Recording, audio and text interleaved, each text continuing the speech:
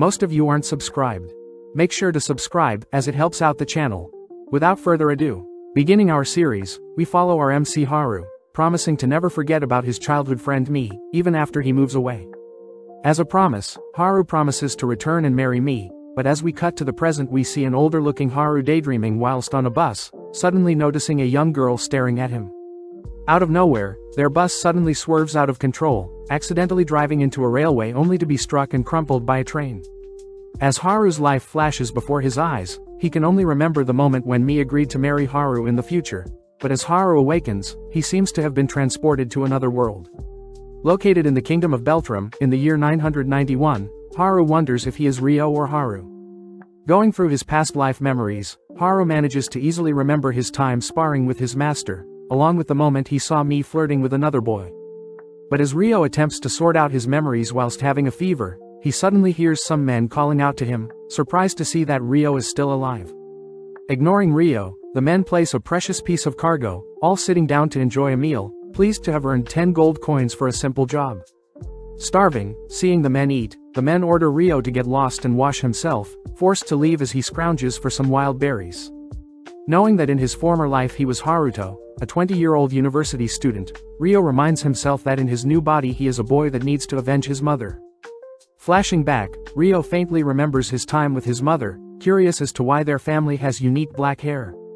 Upon learning that his grandparents also have black hair, Ryo asks to visit them in Yagumo one day, but before that could happen, Ryo's mother was sadly slain. Wiping away his tears, Ryo prepares to head back, but is suddenly stopped by some girls in hoods, demanding to know if Ryo has seen a purple-haired girl anywhere. Believing that Ryo is incapable of speaking, the girls prepare to leave, but Celia speaks up, asking Vanessa for permission to interact with Ryo a little longer. With a calmer tone, Celia asks for Ryo's name, impressed to see Ryo's black hair. Celia asks if Ryo could tell them where to look if they are searching for a missing person, but Ryo advises against it, especially since the ladies are wearing such nice clothing. Realizing that Ryo is right, Vanessa states that they should return with a more fitting disguise, but the two younger girls get worried they won't find Flora in time. Just in case, Vanessa asks for Celia to scan the perimeter so as to not waste time, prompting Celia to cast a large search spell, something that shocks Ryo. Surprisingly, Celia along with the girls realize that Ryo has magic flowing out of his as well, something quite rare especially amongst orphans. Seeing as there were no other magic sources detected, the girls conclude that Flora must be up ahead, but first the girls head off needing to change. Before she forgets, Celia hands Ryo payment for the advice, shocking Ryo as Celia paid him quite a lot of silver coins. Fearing the coins will get stolen, Ryo quickly runs back home, announcing himself as he enters the home. Ryo is caught off guard when an assassin lunges towards his heart. Having barely missed Ryo's heart, Ryo loses his pouch of coins as the pouch protects him, but Ryo also notices that all the men from earlier have been slain. As the assassin prepares to finish off Ryo, a sudden spirit appears before Ryo, offering to show Ryo how to control his magic. In a split second, the spirit advises Ryo to take the magic overflowing from his body and use it to physically enhance his body. As the spirit departs, Ryo listens to the spirit's advice, slipping a slash from the assassin, only to land a clean punch on the attacker's stomach. Surprised, the assassin casts an enhancement spell of his own, attempting to match Ryo's speed. Ryo nonchalantly flips backwards only to land a kick to that attacker's face. Now annoyed, the attacker goes rogue, swinging his blade aimlessly, but Ryo takes the chance to bind and break the attacker's knife-wielding arm.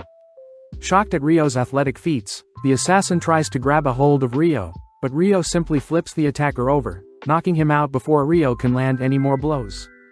Assessing the situation, Ryo notices the precious cargo is squirming, choosing to open the bag only to confirm that it is indeed the purple-haired girl, Flora. In complete shock, Flora begs Ryo to take her home, offering to pay him fine if he complies, but before she can say anything further she falls unconscious. With nothing else to do, Ryo begins lugging Flora out of his village, but spots Celia and the other girls have returned with new disguises. Believing that they caught Ryo red-handed, Christina slaps Ryo in the face, calling the others to check on Flora. Stepping in, Vanessa asks Celia and Rona to begin healing Flora whilst they speak with Ryo, but before Ryo can explain the situation, Christina accuses Ryo of kidnapping Flora. Seeing as Christina isn't listening, Ryo attempts to grab Christina's hands, but upon realizing that Christina is being injured, Vanessa raises her blade to Ryo. Diffusing the situation, Vanessa states that Rio will follow them back into town, but seeing as he has no choice, Rio accepts. A few minutes later, the kingdom's men seize Rio's home, discovering that the assassin is still alive, but in the crowd a hooded figure destroys a mysterious object, tying up any loose ends. Cutting to the royal kingdom, we see that Rio has been tied up and is now being interrogated by the vice-captain of the royal guards, Charles Arbor. Charles states that if Rio cooperates, he'll promise Rio will be released, but when Charles demands Rio admit to kidnapping the princess, Rio refuses to lie. Punching Rio in the stomach, Charles insists the Rio play along, but at the same time Flora awakens caught up on everything that has transpired. Hearing that the boy that saved her is being interrogated, Flora rushes to get permission to speak with him, but as the sun begins to set, Rio is seen badly beaten. Refusing to divulge any sort of information, desperate, Charles continues to lay into Rio, but Charles's men wonder if they should stop. Charles reminds his men that they were the ones that allowed Flora to be kidnapped, so they need to redeem themselves, but at the exact moment, Celia and Vanessa appear, demanding to know what is happening. Announcing that Flora owes her life to Rio, Charles and his men have no choice but to let Rio go, cutting to later that night when Rio has been healed by Celia, learning that Celia is learning healing magic. Happy to see that Rio is alright now, Celia apologizes for all the trouble Rio's been put through, revealing that the king would like to congratulate Rio for his help today. Surprised by the sudden turn of events, Rio asks if Celia would help teach him the proper etiquette to greet the king, cutting to the next day when Rio has cleaned up his scruffy-looking demeanor, revealing himself as a handsome prince, as he kneels before the royal family. Several days later, Rio is seen speaking privately with Celia, telling Celia how he has yet to learn how to read and write. Understanding the situation, Celia offers to tutor Rio after school, instructing Rio to visit her in her lab under the library.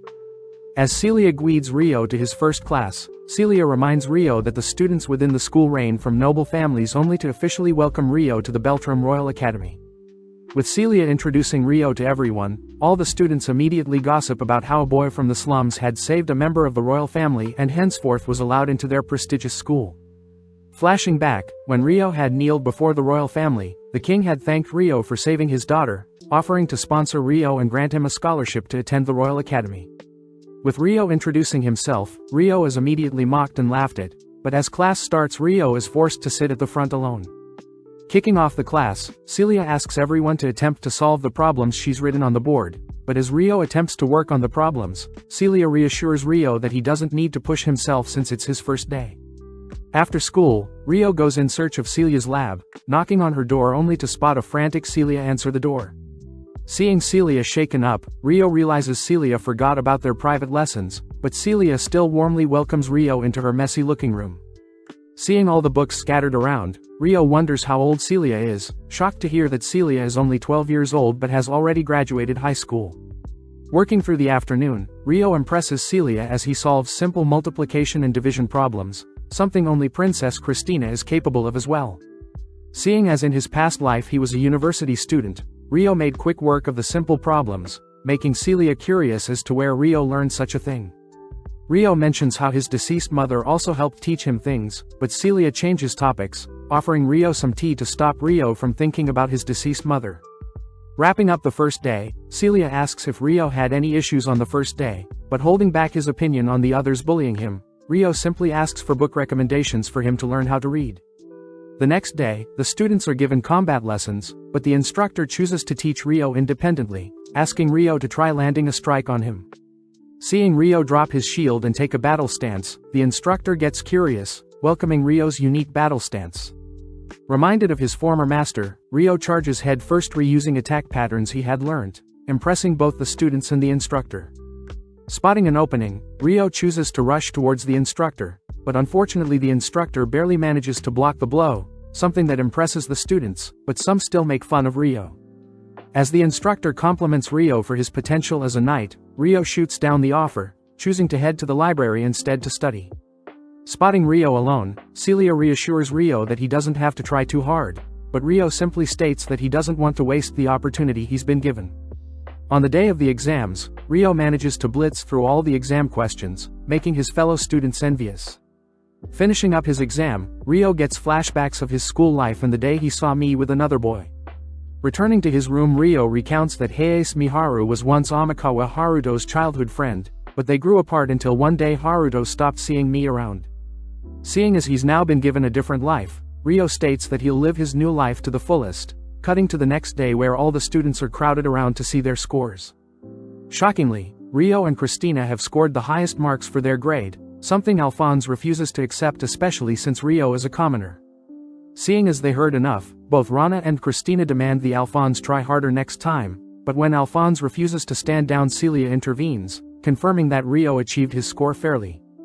That evening, Celia celebrates Rio achieving the highest mark for his grade, but Celia does feel bad since Rio will most likely be targeted by others moving forward. Luckily, Rio had already prepared for all of the slander and bullying, something that Celia adores in Rio, making Rio curious if Celia experienced something similar. Celia reveals that she too was bullied by others more noble than her, but it wasn't anything she couldn't handle, leading Rio to tease Celia as he states that Celia is his first ever friend. Cutting to several years later, during the year 996, the combat instructor states that the primary division for their class has been decided. First off is Alphonse, next is Stuart, and finally is Rio. When Alphonse refuses to accept a magicless commoner as one of their knights, the instructor states that his decision is final. That evening, Celia jumps at the news of Rio being selected to participate in the upcoming tournament, mentioning how Rio might even be scouted to become a knight. As Rio helps Celia put back one of her books, Rio reminds Celia that he has no intentions of becoming a knight, but Celia is more amazed at how much Rio has grown, compared to Celia herself. Sitting down to enjoy some tea, Celia mentions how lovely the tea Rio brewed was, asking why Rio doesn't want to become a knight. Rio reveals that he has no intention of staying in the kingdom, as he plans on traveling, upsetting Celia. As a compromise, Celia offers Rio a job at the academy, sad that Rio won't be around to help Celia clean up and relieve stress. Sadly, Rio knows that him being around won't do any good for Celia, especially since Celia will have to marry someone eventually. Celia utters that she has no intentions of marrying anyone anytime soon, getting flustered when Rio mentions how cute Celia is. Seeing as Rio has made up his mind, Celia asks where Rio plans to travel, shocked by her Rio plans on visiting Yagumo, the edge of the wilderness. With the day of the tournament arriving, Alfred Emerald is tasked with refereeing the match, announcing Rio as the first challenger.